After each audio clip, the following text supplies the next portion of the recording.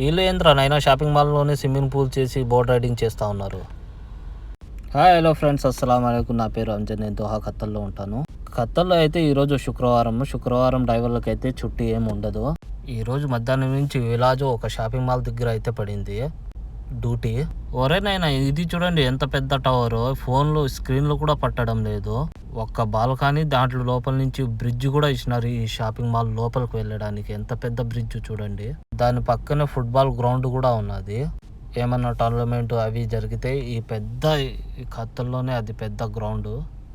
పదండి 4 number door నుంచి shopping mall లోపలికి అయితే వెళ్ళిపోదాము. లోపల ఎంటర్ అవుతానే ఇది వచ్చేసి స్విమ్మింగ్ పూల్ ఉన్నది. దాంట్లో అయితే బోట్ రైడింగ్ అయితే చేస్తున్నాడు. టికెట్ తీసుకుని ఎంతమంది జనాభా ఉన్నారో అబ్బా, ఇది వచ్చేసి జాతర ఉన్నట్టు ఉన్నది.